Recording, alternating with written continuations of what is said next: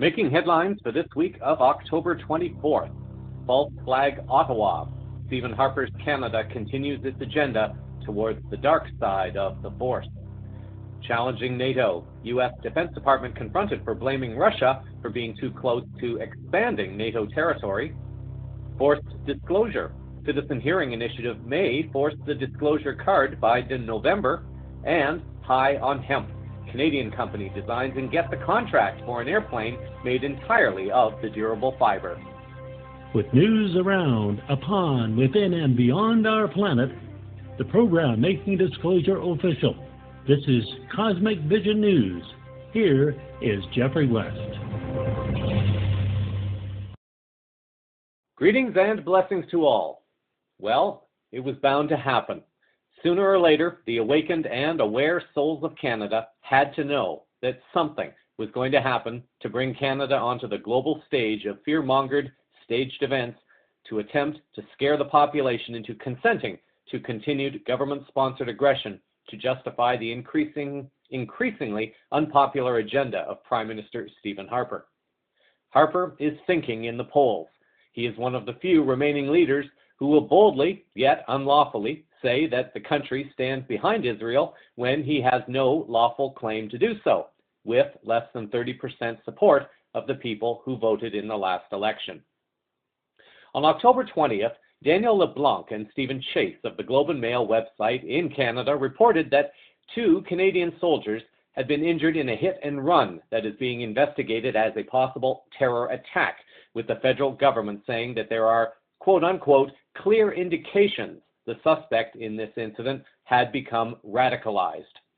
The Prime Minister's office, which played a key role in making the terror allegation public, said the individual under investigation was known to counter-terrorist and law enforcement officials. It had been reported that the 25-year-old shooter had allegedly converted to Islam during the past year. This event took place in the province of Quebec, a province that historically has never supported Harper's political party. This article also noted that the incident occurred on the eve of Canadian warplanes departing for an Iraq air combat mission in which they will join an international coalition launching airstrikes on extremist Islamic State militants in the region. The government is also poised to table a counter-terrorism bill this week, according to a source familiar with the issue. Public Safety Minister Stephen Blaney has said the bill will give Canada's spy agencies new powers to track Canadians abroad and share intelligence with other countries. It's the first substantial change to the Canadian Security Intelligence Service Act since the agency's creation 30 years ago, and comes as the agency has complained that recent court rulings have hindered its powers. Even though the government of Harper knows that it may not be very popular, they know that soldiers will always receive support of the public, regardless of whether they serve the people or the agenda of the Corporation of Canada. Therefore, to involve soldiers in events preceding the passing of legislation to increase military activities and to increase powers to Canada's spy agencies might not come as much of a surprise. What did come as a bit of a surprise, however, was how quickly Prime Minister Harper got involved with his public comments. The leader of the opposition party, Thomas Mulcair, was quoted as saying that, "I think it's a mistake to start drawing conclusions on such limited information, especially as to motive.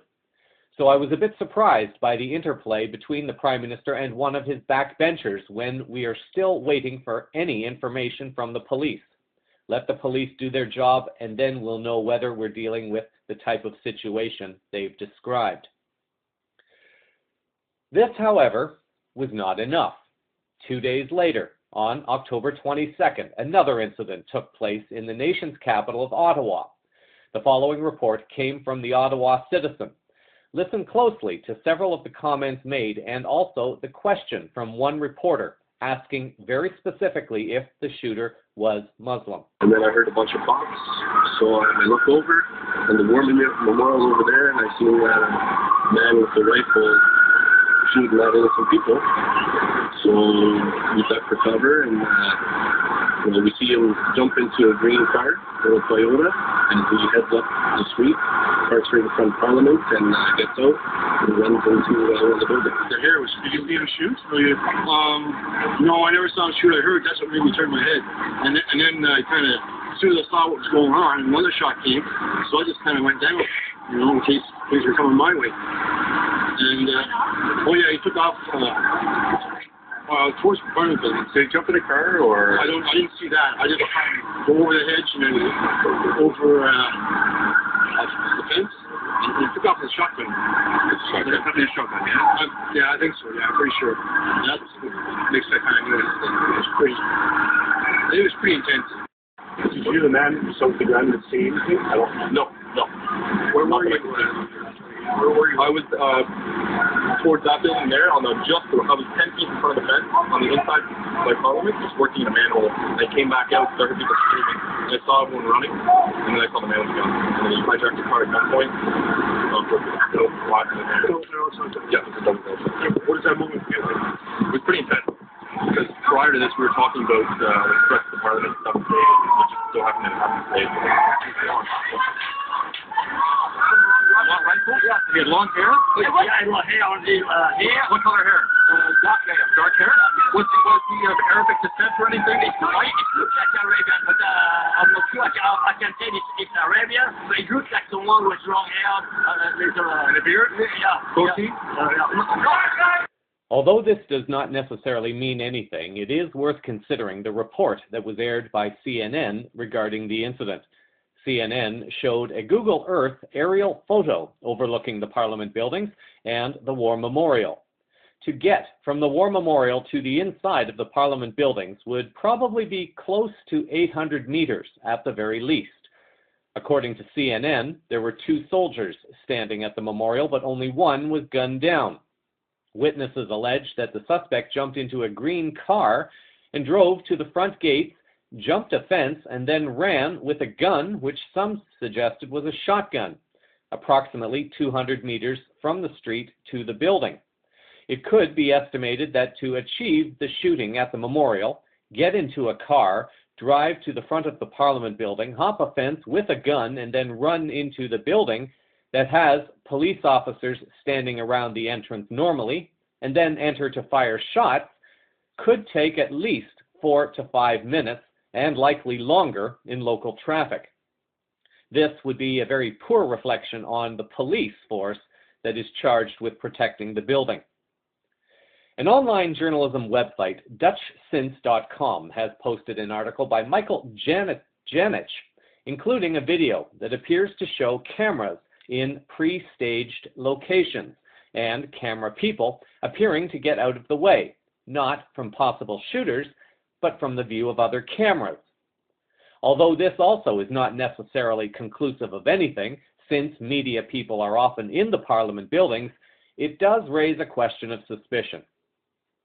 Harper's government has already been criticized for its almost gleeful jubilation demonstrated in the Parliament chambers recently after a successful vote to send Canadian troops on an ISIS combat mission, raising questions as to how a government could be so happy at having to participate in a war when it is nothing close to being an event worthy of celebration. The shooter has been identified as 32-year-old Michael Zelaf-Bibeau. Francis Perraudin and Lauren Gambino of TheGuardian.com reported this about the shooter on October 23rd. The gunman, shot dead by police in Canada's Parliament building after going on a fatal shooting spree, was a petty criminal who may have been angry about a stalled passport application. Zelaf-Bibeau moved to Ottawa on October the 2nd, according to police, seeking a new passport and apparently claiming that he wanted to travel to Libya. The Canadian news channel CTV News named his mother as Susan Bibeau, the deputy chair of the Immigration Committee at the Immigration and Refugee Board of Canada. His father, Bulgassam Zehaf, is a Libyan national and appears to have fought in Libya in 2011, according to the Globe and Mail. The couple divorced in 1999. Paulson, the head of the RCMP, said Zehat Bibo may have been a dual Canadian-Libyan citizen. RT added in its article that the shooter was educated at private institutions. A red flag goes up at this point because the mother has been identified as being the deputy chair of the Immigration Committee at the Immigration and Refugee Board. What might this mean? The issue of immigration has become a political landmine in the US, the UK, and other countries. Is it possible that Bibo was being threatened or otherwise coerced to allow or to pursue immigration policies that would support Harper's agenda?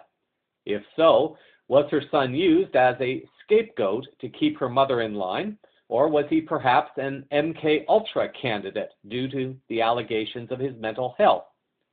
What about the soldier who was killed? The soldier was standing on guard at the National War Memorial, not having any connection to any specific activity, just watching over a memorial dedicated to soldiers who have died. Was this soldier about to become a whistleblower on something, or was he the unfortunate pawn because he just happened to be guarding that day something that would stir the emotions of people across the country who support the troops? The fact the father is of Libyan descent, a country where the fallout from the events regarding the alleged U.S. diplomatic events in Benghazi are being revealed more and more, might also justify a red flag of concern. The history of controlling children to get at a parent is not uncommon. Listeners may recall that the father of the Newtown, Connecticut shooter was Peter Lanza, and the father of the Aurora, Colorado movie theater shooter is Robert Holmes. Lanza is a VP and tax director at GE Financial, and Holmes is the lead scientist for the credit score company FICO. Both men were to testify before the U.S. Senate on the ongoing LIBOR banking scandal back in 2012. The Muslim community, understandably, has also spoken out on the incident. The following statements were made by Ihsan Gardi and by Muslim Imam Sikandar Hashimi of the Kanata Muslim Association, as covered by the Globe and Mail on October 23rd. Attack on one Canadian is an attack on all of us. We stand united with Canadians in categorically condemning these cowardly and heinous acts. Our message to anyone who believes in violent extremist ideologies is that you have nothing to do with Islam. You have nothing to do with the noble principles of our faith, which categorically condemn the taking of innocent life. Being a law-abiding, proactive member of society is what our faith, Islam, teaches us. Muslims, like all Canadians, must strive to be law-abiding citizens. We have repeatedly delivered this message through statements and sermons, and we will continue to do so. Zarka Nawaz, creator of a Canadian TV show called Little Mosque on the Prairie, was quoted as saying on the yahoo.ca news website that she hopes Canada doesn't get sucked into the same fear that was prevalent after the September 11th attacks in the United States. Nawaz says the act was cowardly and does not represent Islamic beliefs. So what will this mean for Prime Minister Harper? Paul Adams, writing an article for iPolitics.ca on October 21st, noted that, according to recent polls in Canada, an election campaign on fighting terrorism could become Harper's own Hail Mary pass. CVN mentioned last week the idea of a Hail Mary pass as being a desperate attempt to make a play, usually in the very late stages of the game with very little chance of succeeding. In this case, however, depending upon how Canadians react, it might just work.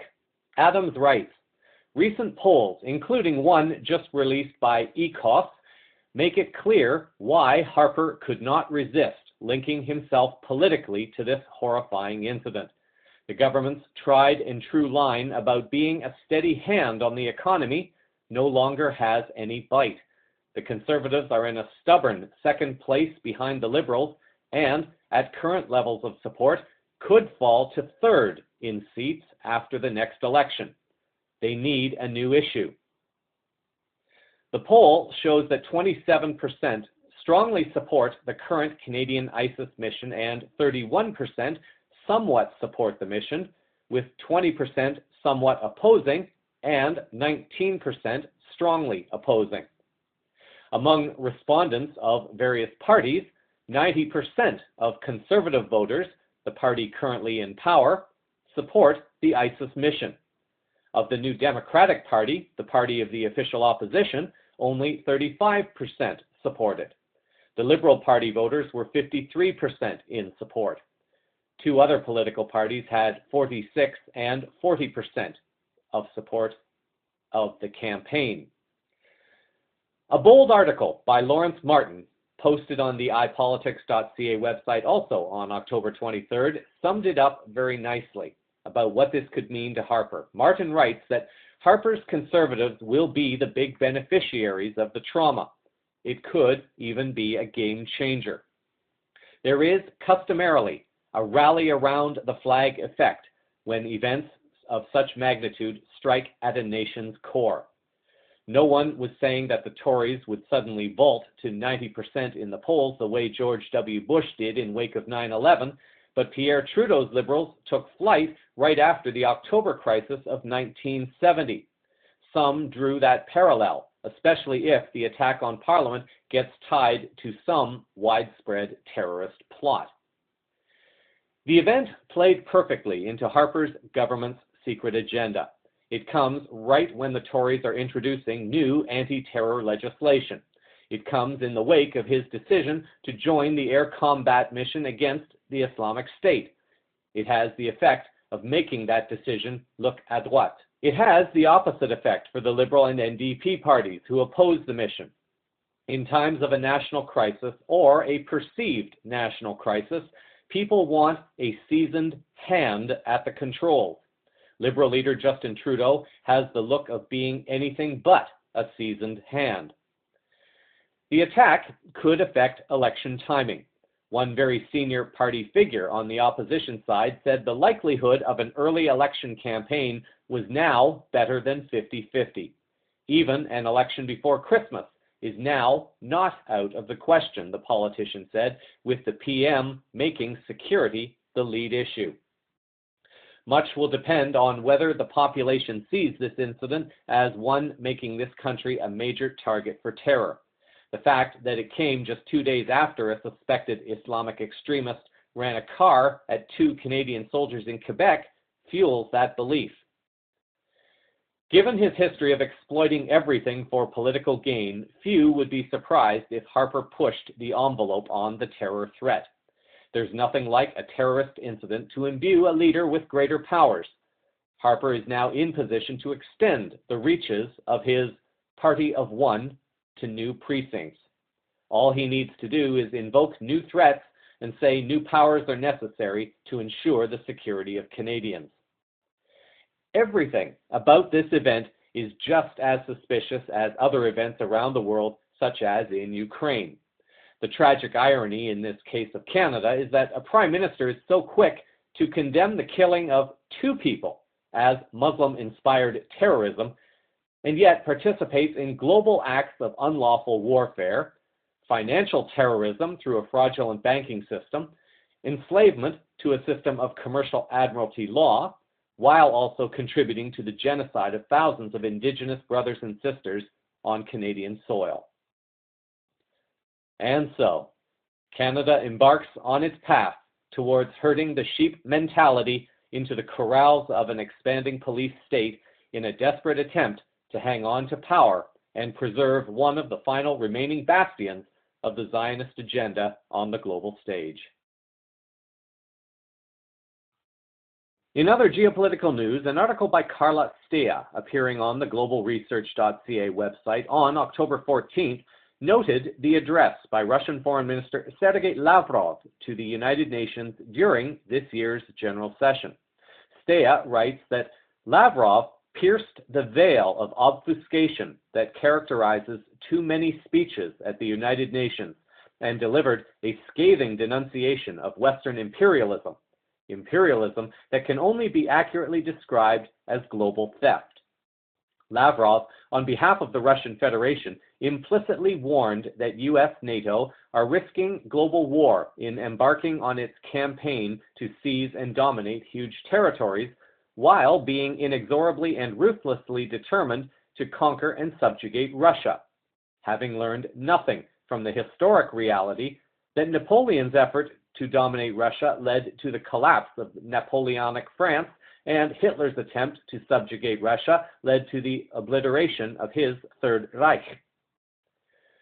Perhaps this third attempt to conquer and subjugate Russia may lead not only to war encompassing huge territories of the globe, but dialectically may be the catalyst leading to the ultimate decline of capitalism, an economic system which thrives almost entirely on imperialism and is undergoing a possibly terminal crisis, as described by the French economist Thomas Piketty in his best-selling work, Capital in the 21st Century. In desperation, dysfunctional Western capitalism is lashing out recklessly and irrationally, unwilling and unable to preclude the disastrous consequences of its myopic policies. In his address, via a translator, Lavrov stated the following. The U.S.-led Western alliance that portrays itself as a champion of democracy, the rule of law, and human rights within individual countries acts from a directly opposite position in the international arena, rejecting the democratic principles of sovereign equality of states as enshrined in the UN Charter and trying to decide for everyone what is good and what is evil. Washington has openly declared its right to the unilateral use of military force anywhere to advocate its own interests. Military interference has become a norm, even despite these dismal outcomes of all operations of force that the U.S. has carried out over recent years. The sustainability of the international system has been severely shaken by the NATO bombardment of Yugoslavia, intervention in Iraq, the attack against Libya, and failure in Afghanistan. Only due to intensive diplomatic efforts was the aggression against Syria prevented in 2013. There is an involuntary impression that the goal of various color revolutions and other projects to change unsuitable regimes is to create chaos and instability. Today, Ukraine has fallen victim to this arrogant policy.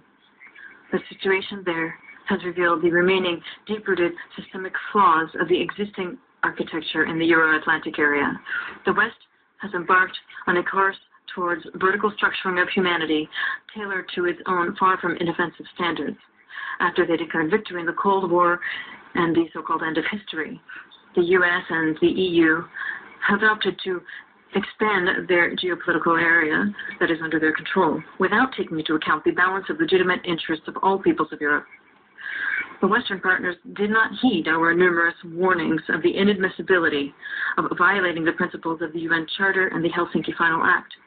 And time and again, they have avoided serious joint work to establish a common space of equal and indivisible security and cooperation, from the Atlantic to the Pacific Ocean. The Russian proposal to draft the European Security Treaty was rejected. We were told directly that the legally binding guarantees of security are only meant for the members of the North Atlantic Alliance, and at this time they continue to expand to the east in spite of the promises that were earlier given to the contrary. The instantaneous switch of NATO to hostile rhetoric and to the drawdown of its cooperation with Russia, even to the detriment of the West's own interests, and the additional buildup of military infrastructure on Russia's borders, revealed the inability of the alliance to change its genetic code, which it created during the Cold War. The US and the EU supported the coup d'etat in Ukraine and reverted to outright justification of any acts by the self-proclaimed Kiev authorities that opted for suppression by force of the part of the Ukrainian people, which had rejected attempts to impose throughout the country an anti-constitutional order and wanted to defend its rights to its native language, culture, and history. It is precisely the aggressive assault on these rights that compelled the population of Crimea to take its destiny into its own hands and make a choice in favor of self-determination. This was an absolutely free choice, no matter what was invented by those who are primarily responsible for the internal conflict in Ukraine. and general attempts to distort the truth and hide facts behind blanket accusations have been undertaken at all stages of the Ukrainian crisis. Nothing has been done to track down and prosecute those responsible for the bloody February events at Maidan and the massive loss of human life in Odessa, Mariupol, and other regions of Ukraine. The scale of appalling humanitarian disaster provoked by the acts of the Ukrainian army in southeastern Ukraine has been deliberately underscored. Recently, new horrifying facts have been brought to light when mass graves were discovered in the suburbs of Donetsk. Despite UN Security Council Resolution 2166, a thorough and independent investigation of the circumstances of the loss of the Malaysian airline over the territory of Ukraine has been drawn out. The perpetrators of all of these crimes must be identified and brought to justice. Otherwise, it will be difficult to count on national reconciliation occurring in Ukraine. And the entire course of events in today's world require us to join efforts and forget about unilateral interests and national electoral cycles when it comes to countering global threats to all humanity. It should not be allowed for national egoism to prevail over collective responsibility. Fox News had reported on October 16th comments made by U.S. Secretary of Defense Chuck Hagel. According to the article, Russian Defense Minister Sergei Shoigu has criticized a comment by the U.S. Defense Secretary about Russia's military resurgence. According to Hagel, he issued a warning to the American armed forces on Wednesday about the need to, quote, deal with a revisionist Russia, unquote, and its army on NATO's doorstep. Shoigu on Thursday expressed concern about Hagel's comment, saying it could mean that the Pentagon is working on scenarios for an operation near our country's border. During a press conference, the Defense Department spokesperson was challenged on these comments. What he meant by calling it revisionist Russia? Revisionist Russia? Yeah, what does that mean? Well, the Secretary? Yeah, Secretary Hagel. I think what he's referring to there is that there appears to be in their intentions and their motives a calling back to the glory days of the Soviet Union. And he also used that phrase, that its army, meaning Russia's army on NATO's doorstep. Why is that? Is it not logical to look at this and say the reason that the Russian army is on NATO, the Russian army is at NATO's doorstep, is because NATO has expanded rather than the Russians expanding? In other words, NATO has moved closer to Russia rather than Russia moving closer to NATO. Is that not an accurate way to look at this? I think that's the way President Putin probably looks at it. It's certainly not the way that we look at it. You don't think that NATO has expanded eastward toward Russia? NATO has expanded, okay. and the expansion has been a good thing for... So the reason that the Russian army is at NATO's doorstep is not the fault of the Russian army, it's not the Russian army that's done it. It's NATO has moved closer to move I'm pretty east. sure it wasn't NATO who was ordering upwards of 15 battalion tactical groups to within 10 kilometers of the border with Ukraine. And I'm pretty sure it wasn't NATO who put little green men inside Ukraine to destabilize eastern I'm pretty sure that Ukraine is not a member of NATO. So unless that's changed. It's not okay. changed. But I'm pretty sure the movement by Russia is if NATO is moved east, the reason that the Russian army is closer or on NATO's doorstep is because NATO moved. NATO is not an anti-Russia alliance. NATO is a security alliance. Unfortunately, for 50 years, it was an anti-Soviet alliance. So do you not understand it? So do you not understand how, or can you not even see how the Russians would perceive it as a threat? And the fact that it keeps getting closer to their border while their troops, I mean, the places where their troops are, you say their troops are, and they may have been in Ukraine and Georgia, are not NATO. I'm not going to pretend to know what goes in President Putin's mind or Russian military commanders. I mean, I barely got a history degree at the University of South Florida. What I can tell you is that NATO is a defensive alliance. It remains a defensive alliance. Fair enough, but it has moved east. Correct? I mean, that's just a fact. It has expanded, absolutely. Right, exactly. But there's no reason for anybody to think the expansion is a hostile or threatening move. And we've been saying that throughout the last 15 years, man. You're moving closer to Russia. You're blaming the Russians for being close to NATO. No. That's exactly what Hagel We're blaming the Russians for violating the territorial integrity of Ukraine and destabilizing the security situation in Europe. Which is not a NATO. I see other countries feel threatened that are NATO members.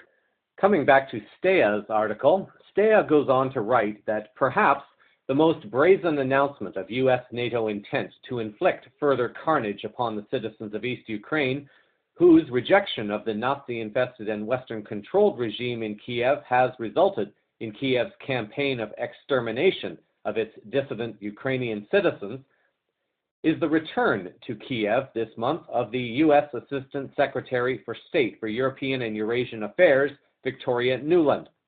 Ms. Nuland was made world famous or infamous by her February declaration, "Fuck the EU," caught on tape while, on behalf of her neocon sponsors in Washington, she engineered the destabilization and overthrow of Ukraine's democratically elected president Viktor Yanukovych, plunging Ukraine into the civil war that holds the potential of engulfing the world in a conflagration which would be known as World War III. In her October 7, 2014 speech to the Taras Shevchenko National University of Kiev, Ms. Nuland boasted, Ukraine this year has received $290 million in U.S. financial support, plus a $1 billion loan guarantee. And now you have what so many of you stood on the Maidan for. You have an association agreement with Europe and a deep, comprehensive free trade agreement. That association agreement holds Ukraine virtual hostage to NATO and the IMF, whose imposition of quote-unquote austerity measures will further degrade the living standards of already impoverished Ukrainians. Ms. Nuland brings a Trojan horse into Ukraine, unctuously flattering gullible Ukrainian students who will ultimately provide cannon fodder for the war which U.S.-NATO is inciting. In Iraq now, the BBC has reported on October 18th that Iraqi MPs have approved a new defense and interior minister, completing a unity government that is battling the spread of Islamic State militants. Mohammed Salem al-Gaban, a Shia, was appointed interior minister, while Khaled al-Obeidi, a Sunni, was confirmed as defense minister. It's taken more than a month for these two key posts to be agreed upon. In a country where more than 1,000 people were dying in violence every month, even before the rise of IS militants, the interior and defense jobs were always going to be highly sensitive and difficult to fill. The appointment of Mohammed Salem al-Gaban as interior minister is something of a compromise after the powerful Shia party he belongs to, the Badr organization, conceded that their preferred candidate, the party's leader, would not be acceptable to Sunni parties. As for the man taking over the defense ministry, Khaled al-Obeidi, his appointment has clear symbolic significance, as he is a leading Sunni politician from the city of Mosul that was the first to be overrun by IS. So, Mr. Abadi has succeeded in fulfilling the first part of his Herculean task, to assemble a government that looks and feels more inclusive. At this point, it remains to be seen what this will mean for the country. As has been mentioned previously, there is an abundance of rumor and speculation concerning Iraq and whether or not it will be returning to the geoeconomic arena with a stable currency ready for global trade. For those on the inside and those who understand that ISIS is merely a rebranded package of the CIA's Al-Qaeda, it could perhaps be understood why ISIS is such a threat to a stable, unified government of Iraq. A stable, unified government might be capable of implementing specific changes that could represent a greater threat to the global banking cabal. So, to have ISIS in a position to potentially disrupt and break down any attempt at a unity government would provide a possible excuse to put more soldiers into positions of force, much like what has been alleged in Africa regarding oil, diamonds, and the Ebola campaign. In financial news this week, the BricsPost.com has reported on October 24th that, in a landmark achievement, 21 Asian nations, including China and India, on Thursday signed a new infrastructure investment bank, which would rival the World Bank. The governments of Bangladesh, Brunei Darussalam, Cambodia, China, India, Kazakhstan, Kuwait, Laos PDR, Malaysia, Mongolia, Myanmar, Nepal, Oman, Pakistan, Philippines, Uzbekistan, Qatar, Singapore, Sri Lanka, Thailand, Uzbekistan, and Vietnam signed on as founding members of the new Asia Infrastructure Investment Bank, or AIIB, in Beijing on Friday. One of the first projects of the new bank is expected to be financing infrastructure projects along the Silk Road Economic Belt and the Maritime Silk Road reestablishment.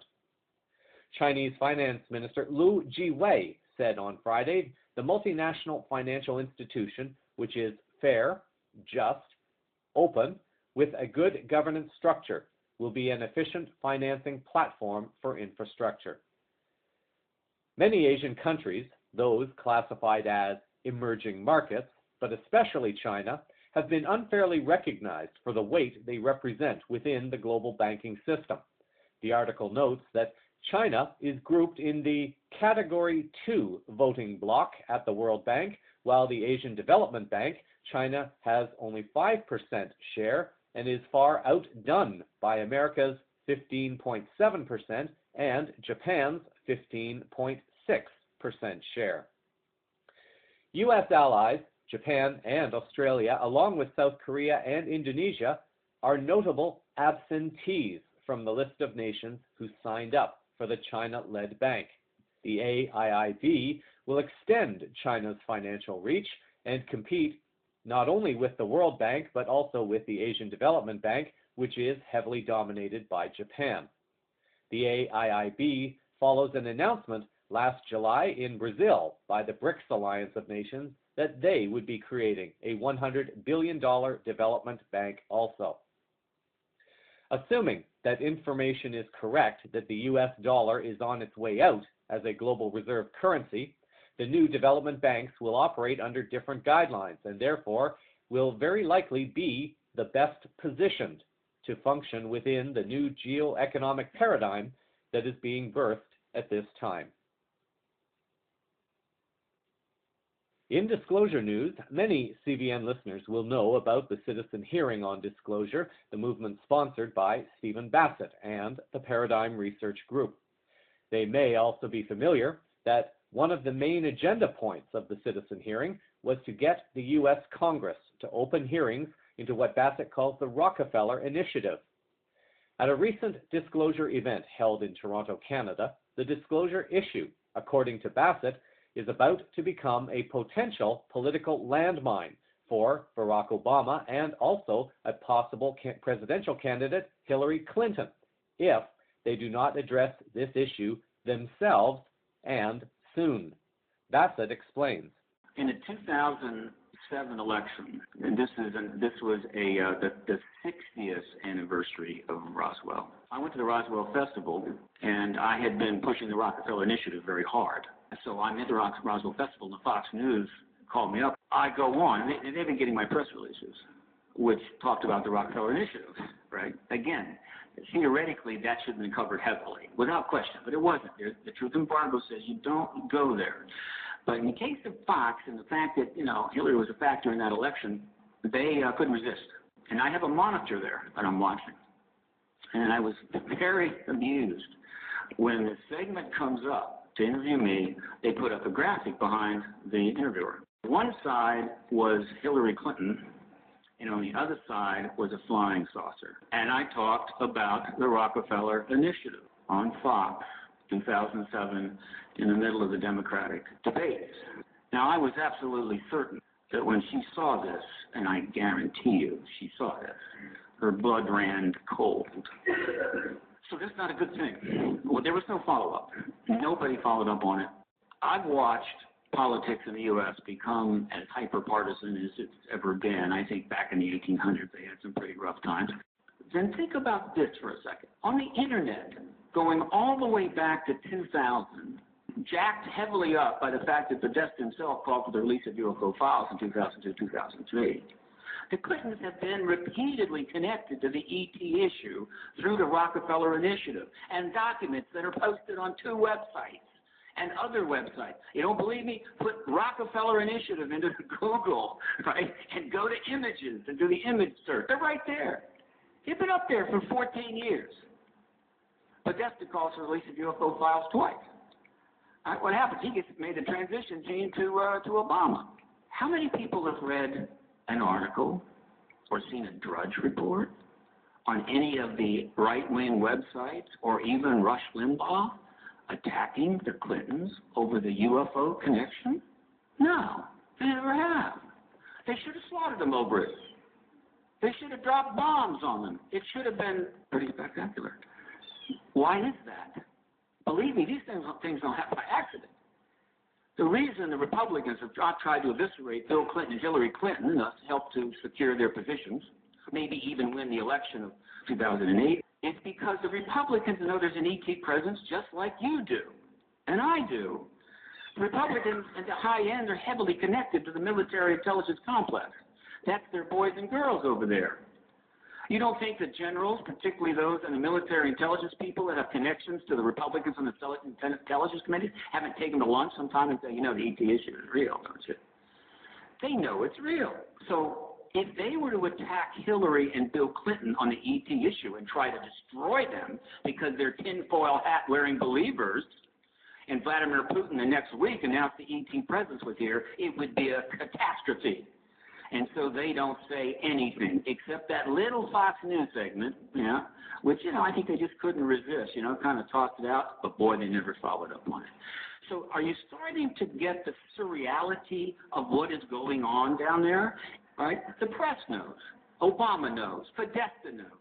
The White House can't do anything because the military intelligence won't give them the information, and the military intelligence can't do anything because they work for the president, and that would be treason. The politicians can't do anything. They've been pulled out of the loop. And so they're just sort of sitting in their little boxes and nothing is going on while the world passes them by. The job of the activists is to solve that problem. Force them to come together and cut a deal. That's really what we're doing. That's the whole point of the initiative. That's the whole point of the media frenzy we're trying to get.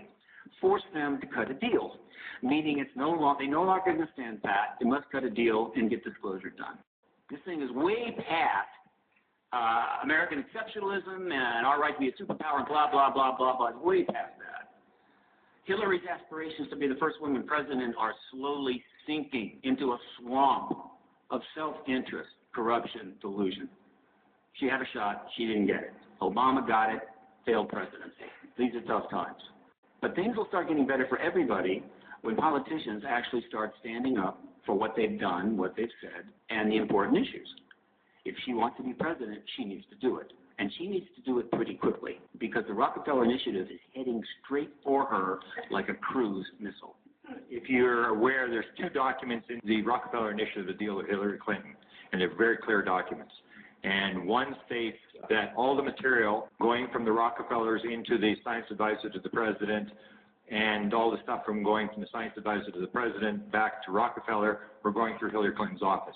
So that is very clear that Hillary was in the middle of this whole thing. The second one was Rockefeller when he came and he told John Mack and he told Hopkins, he said, I'm going to the president, I'm going to get disclosure. And they said, Mr. Rockefeller, I don't think that's how it works. He said, no, I'm going there, I'm going to go to the president. So he went to try to get to the president and they cut him off at the science advisor cut him off. Try to handle him, keep him away from the president. So Rockefeller was saying, okay, I don't think we can do anything. And Rockefeller said, look, he says, if I don't get what I want, I'm going to put a major ad in every major newspaper in the United States, and I've got the money to do it, and I'm going to ask for disclosure publicly. He said, hang on, Mr. Rockefeller, what do you want to do? What do you want us to do? And he said, if it's as deep as you say it is, and if it's as classified as you say it is, what can we do? We can't do anything. Give us one case. We'll get that one case declassified, and then we'll go after the rest of it. And he said, okay. We want a reinvestigation of Roswell. And that's why they reinvestigated Roswell. So when this was going on, Hillary was in the middle of the thing, and then he had this letter. So when he didn't get what he wanted, he said, okay, I think it's time to go to the president. I'm going to send a letter to the president. And they said, no, Mr. Rockefeller. And they would do some more stuff for him. So he had this letter on a disclosure of the UFO phenomena to the public to the president. And what he would do is he'd have different people helping him draft the letter and make changes. Hillary Clinton, clearly in one of the documents, it shows Hillary Clinton was one of the people that was helping him edit the letter on UFO disclosure to the president. So Hillary had these two documents that clearly said she was in the middle of this whole thing. So she's running for president last time, and I filed 100 FOIA requests, and first come, first served. So there's a big lawyer firm in Washington who wanted Hillary's files, and they were all upset. And 11 of the first 18 FOIAs that came out from the Clinton library were on UFOs. So of course, all the media is saying, well, what's with the UFO stuff? What's going on here? And this law firm in Washington, they were trying to get Hillary's stuff, and they were very upset. So they made a public statement and said, what's with this? We want Hillary's files. Why are you all this garbage? You're releasing all this garbage stuff. And I wrote him a letter, and I said, first come, first serve. I don't give a damn who you are. Go to hell. And they never responded. But anyway, what happened was I got picked up. Washington Post interviewed me for an hour and a quarter. Fox News interviewed, Associated Press interviewed me extensively. 2 of the 3 did articles. I gave them all those 2 Hillary Clinton documents. She was running for president, and those clear documents that showed that she was part of this UFO thing, they wrote stories, but they totally ignored the Hillary documents, even though they were provided with all that material. So it doesn't just happen in Toronto, it happens all over the place. There's news editors, whatever's going on, they just don't want to touch the subject, and that's where on the internet we've got power. We the people have to take control and keep the pressure on. We have power that we don't realize we have on the internet, and we should be using it. Now that photo is still out there, and the documents are still out there, and the DVDs are headed for the Capitol. And so here is the problem that they have.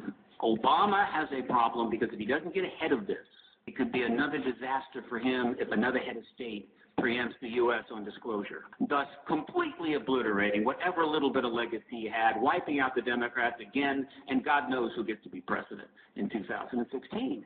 Meanwhile, the Clintons have a dilemma, because if they don't get ahead of this, then her aspirations are go down the drain. If she doesn't come ahead of this issue and say yes, and speak to this and acknowledge it, then it will come out, and she's going to have to explain why she has been silent for 26 years and only got driven to speak by the powerful force of the net and the great truthers that peruse there, right? So this is why when I show, the truth is, this is why when those DVDs show up and I show up and this tweet and email storm gets rolling, they do have some hard decisions. They are not gods. The coinciding of Hillary Clinton's aspirations for the 2016 election, the 2014 election coming to an end in November, Obama's huge failed presidency, which he has desperately need to salvage if the Democrats are not to lose the House and Senate, if not this time, then by 2016, means that somebody is going to have to face up to this issue and get on top of it and make it theirs, so that will help get them where they want to go instead of destroy their opportunities. So I think that's why we get congressional hearings before March of next year. For most listeners, they will know that as long as the shadow government within the U.S. still has control, there is not much a sitting president can do. On his own, Obama has to find a way to get people to become not only politically aware, but also active and engaged in the process of change. In the following clip, comments are first made by Jeff Peckman, a resident of Denver, Colorado. Peckman is an active UFO advocate and also a candidate for the Natural Law Party in the state of Colorado. He comments on Obama and his potential involvement in the disclosure issue. Following him is Obama telling the U.S. people what they have to do to get the change they want. Now, right now, Obama's not saying anything. He's not responding. But I can assure you, he got to where he is because of community organization, community organizing. And he's counting on that continuance of community organizing to implement various programs that he has on his agenda. I do believe that Obama will get involved in this disclosure effort, but not until we do in a real visible way. And let me say this as a politician. I can promise you this. Political leaders will never take risks if the people do not push them to take some risks. You must create the change that you want to see. Ordinary people can accomplish extraordinary things. I know this is possible. Until the people become informed enough, they will be unable to ask their political candidates the questions that need to be asked. Without being asked the hard questions, candidates and potential candidates can never be held accountable to what they are claiming to want for themselves and the constituencies they seek to represent. As always, the power is with the people, so long as the people are willing to exercise their rights, not only to be informed, but also to elect people on truth and principle.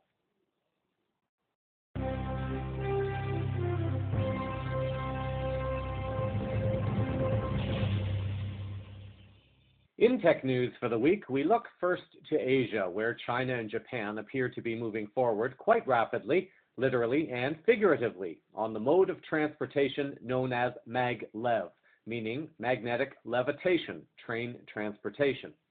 The first article appeared on RT.com back in May of this year, reporting that Chinese researchers at the Applied Superconductivity Laboratory of Southwest Jiaotong University claim their fast transportation concept based on magnetic levitation technology could potentially be 3 times faster than an airplane.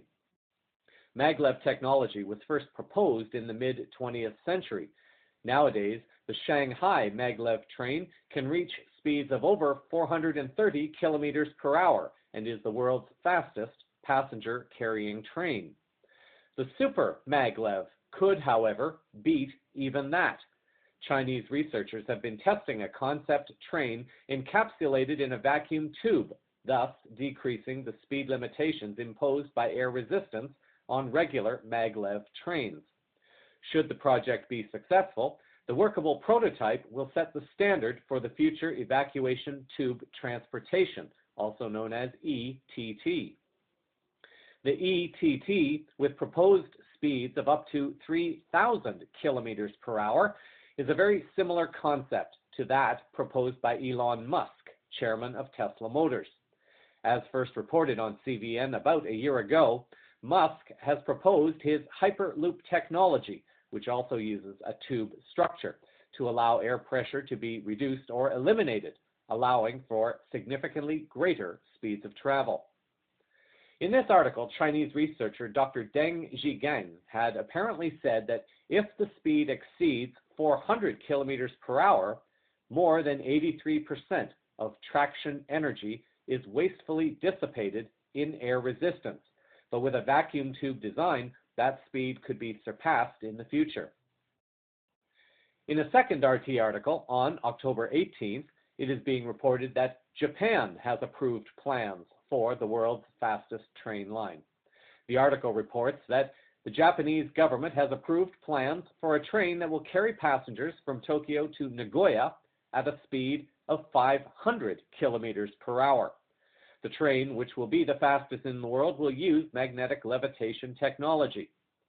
The technology behind the maglev train uses a magnetic charge to lift the train into the air a few inches above its concrete track or guideway. This enables higher speeds to be achieved as the carriages can move along without generating any friction. Last month, a maglev train was successfully tested on a track at the Yamanashi Prefecture, running on its wheels until reaching 167 kilometers per hour. When the maglev technology was switched on, the train lifted off and raced to speeds of 500 kilometers per hour. The rail company JR Tokai has indicated that the new line will be completed by 2027. Now, this may be a form of soft disclosure of this new technology by introducing to a larger mass audience while not shocking them with too much too quickly. An interesting piece of information in the article also noted that Japan's famous bullet train, currently among the fastest trains on the planet, recently celebrated its 50th birthday. What makes this significant is that this means that Japan has been at least 50 years ahead of any kind of meaningful and rapid rail technology than North America. No technology of this kind has been implemented or planned in North America due to the fact that it would have had a significant impact on revenues from oil sales in North America and the profits from big oil. CVN has reported in the past the multiple benefits that can be derived from the use of industrial hemp, and that it could also be used for the manufacturing of vehicles of transportation. In what could be an exciting leap forward not only for aviation but also for the hemp industry, Olivia Carville of the Toronto Star in Canada reported on October 17th that Derek Kessick plans to be flying high in the world's first hemp plane next year. Last month, his Waterloo-based company, Hemp Earth, signed a contract with a Florida-based plane manufacturer to build an aircraft made almost entirely out of hemp. According to Kessick, hemp is a sustainable crop that needs no pesticides or herbicides to grow. The plane would have a carbon footprint significantly smaller than that of standard airplanes.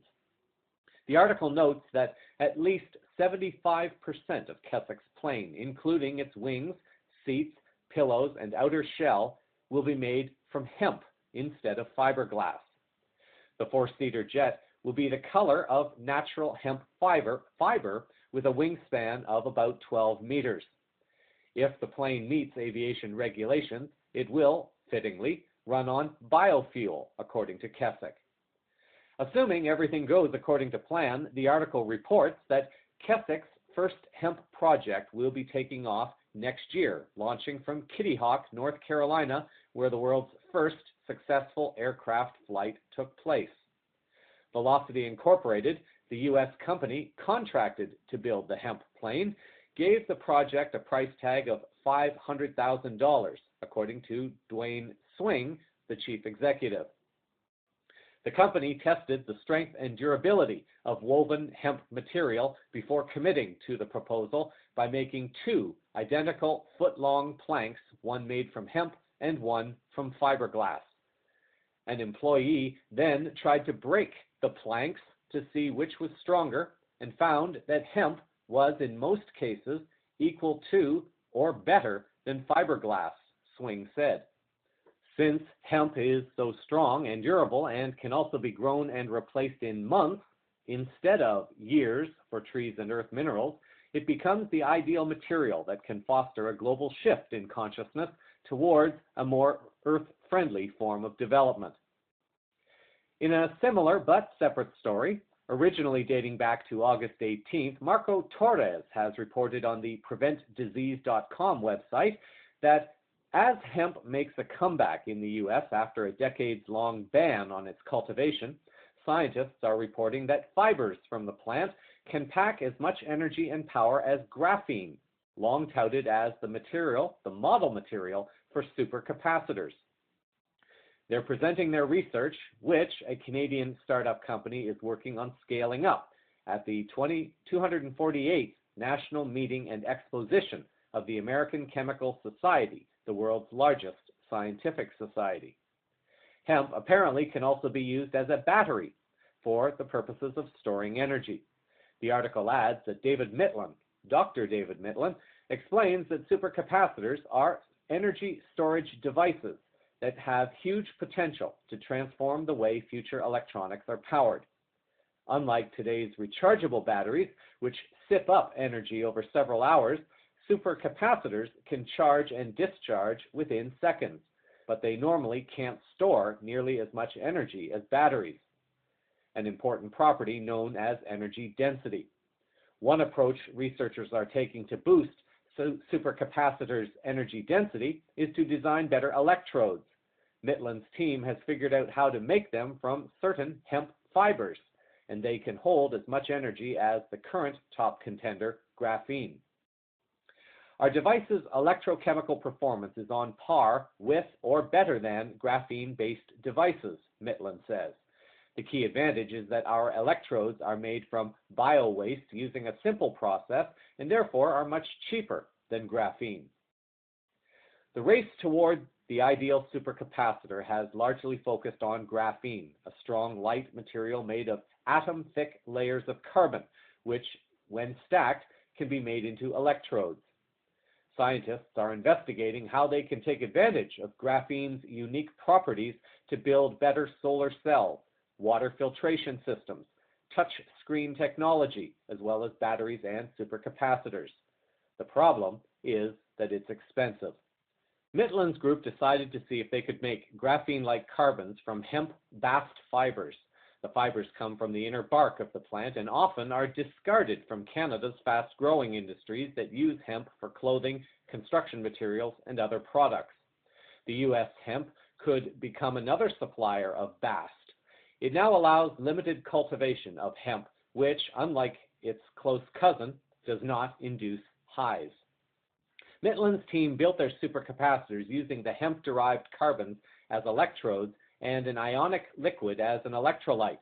Fully assembled, the devices performed far better than commercial supercapacitors in both energy density and the range of temperatures over which they can work. The hemp-based devices yielded energy densities as high as 12 watt-hours per kilogram, 2 to 3 times higher than commercial counterparts. They also operate over an impressive temperature range from freezing to more than 200 degrees Fahrenheit. Here are just 3 of at least 14 environmental benefits of hemp for heating. Hemp results in a 95% fuel-to-feed ratio when used for pyrolysis, the thermochemical process that converts organic matter into fuel. Biomass has heating value of up to 8,000 BTU per pound with virtually no residual sulfur or ash during combustion. Hemp is the #1 producer of biomass per acre in the world. Biomass energy expert Lynn Osborne estimates that 1.5 to 3.5 million acres of hemp would replace all of Canada's fossil fuel demands. The agricultural benefits are significant also. Here are 6 highlights. Hemp is very easy on the soil and returns up to 60% of the nutrients it takes from the soil when dried in the field.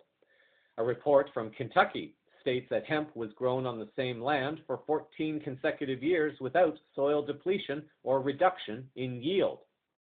Hemp is a very economical crop to grow since it requires virtually no pesticide applications.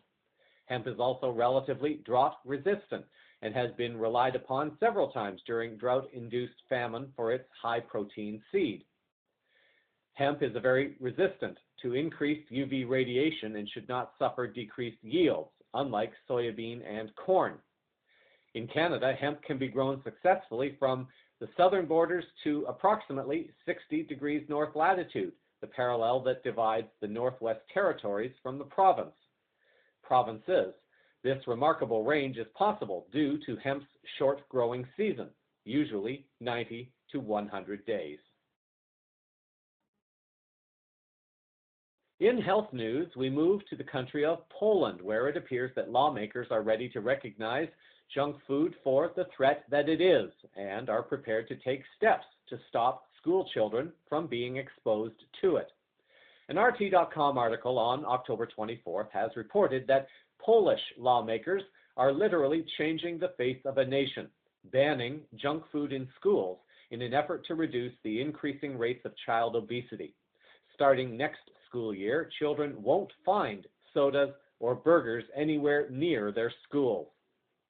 Polish MPs took concrete steps in amending the law on food safety and nutrition on Thursday, with 426 voting in favor in the 460-seat lower house of parliament to impose a ban on junk food.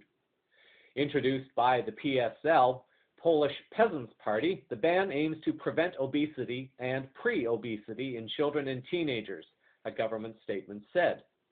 Under the new measures to be administered from the start of the next school year by the Health Ministry, only foodstuffs approved in a detailed list can be offered to children on school grounds nationwide. September 1st, 2015 is the day that the new amendment is scheduled to come into effect, and stores located near schools will have 3 months to adapt their businesses to the new rules. Obesity has been a huge problem in Poland, with estimates that over 51% of the population is overweight, and as many as 29% of 11-year-olds are overweight, according to UN statistics. Professor Elizabeth Jaroka-Zitter of Olsztyn's Children's Hospital has said that the latest research suggests that poor nutrition negatively affects the psyche of children, makes them more aggressive, leading to more difficulty paying attention and having greater problems in science. Now, if only North American politicians could find the courage to start taking proactive choices to support the real health of their constituents, as opposed to pawning off the corporate, big pharma, big medicine solutions that benefit very few, if any. And in this week's final words, I'd like to offer a bit of a mix this week to wrap up. In the ramped up energies of these changing times, many of us are getting lost in the meaning and purpose of why and how we are here to best serve humanity, our planet, and our benevolent galactic families. Technologies have become so mobile that it has almost driven a wedge between humans and prevented happiness and meaningful relations from unfolding. First, I'd like to offer an audio clip that touches on technology and how it is putting this wedge between humans and human contact. Secondly, I offer an audio clip from galactic entity Bashar as channeled via Daryl Anka, offering what some may resonate with as the only real formula for happiness. The third audio clip, also from Bashar via Daryl Anka, addresses the question that arguably drives so many humans to hide behind technologies and become more antisocial, letting go of fear and embracing self-love.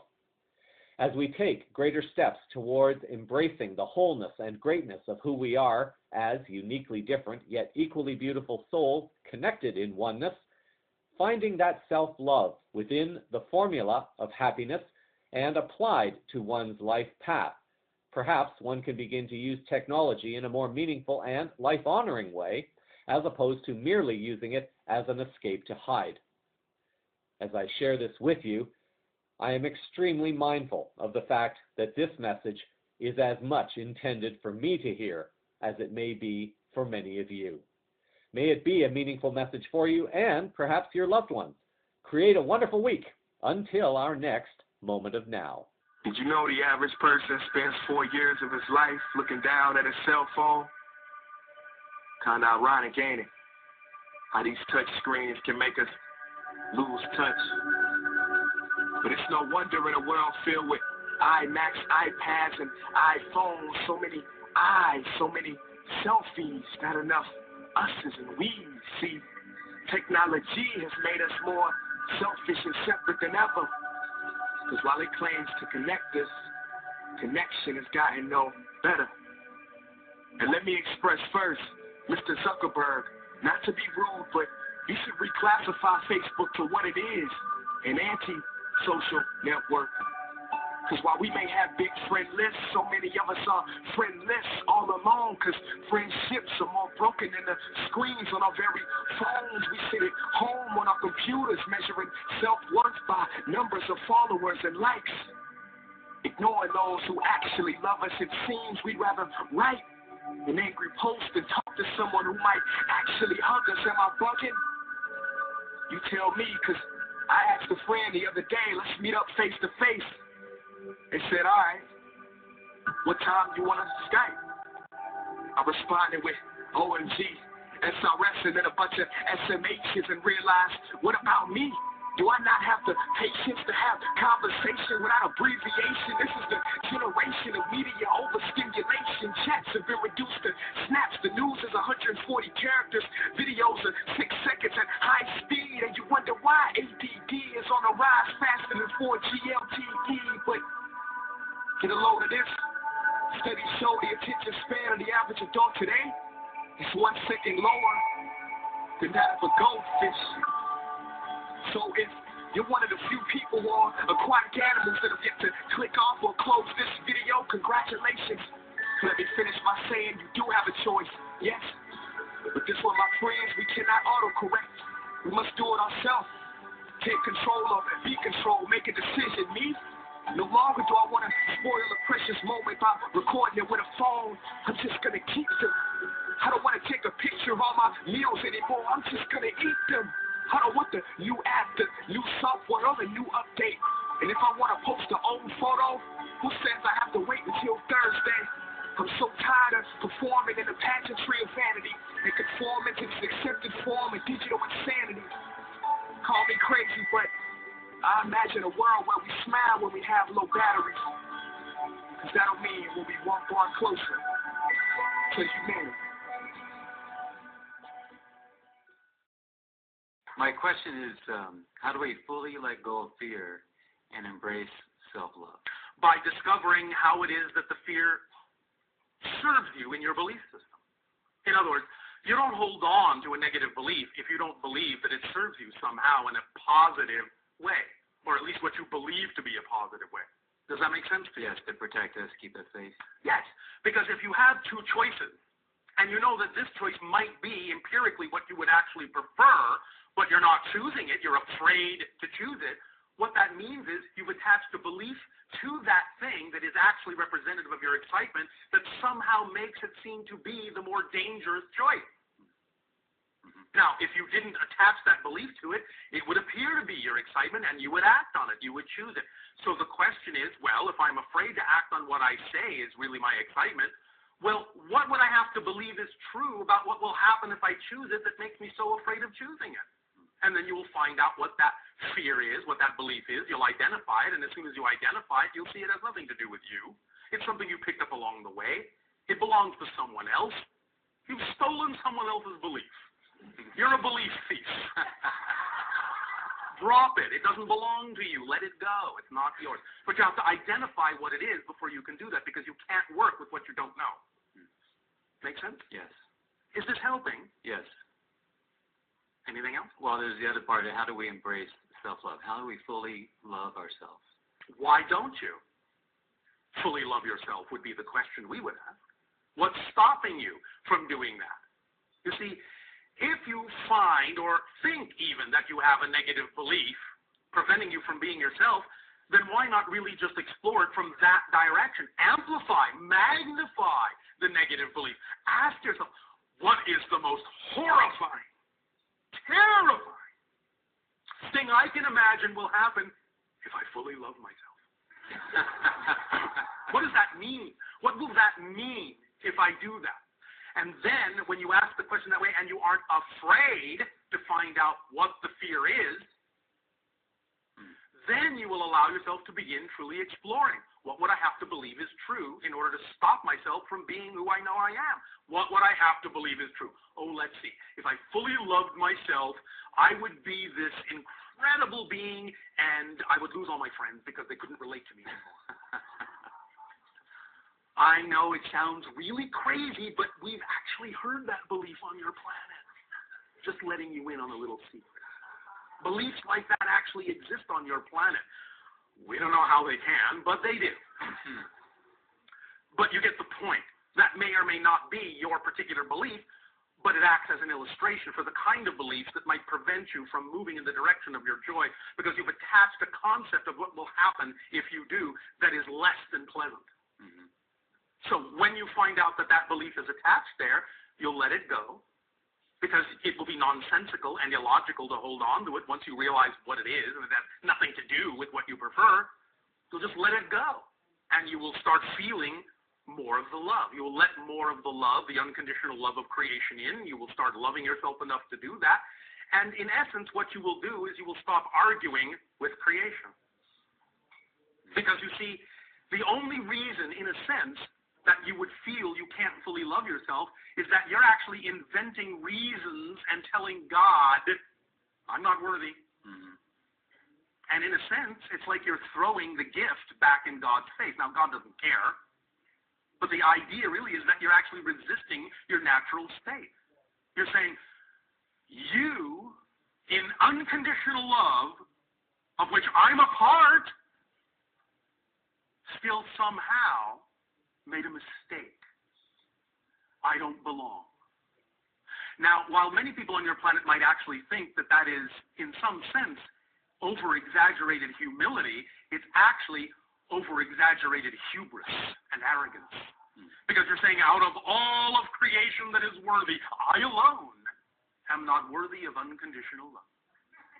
I alone stand outside and above and beyond all beings in creation who receive and allow themselves to be fully loved and love themselves. I am unique in that way. I am special. Is this making some sense? Totally. Thank you. Thank you.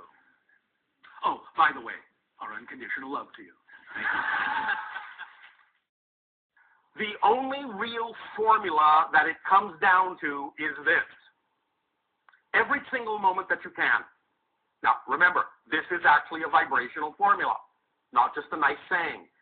Every single moment that you can, act to the best of your ability on whatever contains the highest amount of your excitement, joy, love, creativity, and passion, to the best of your ability, taking it as far as you can so you can take it no further.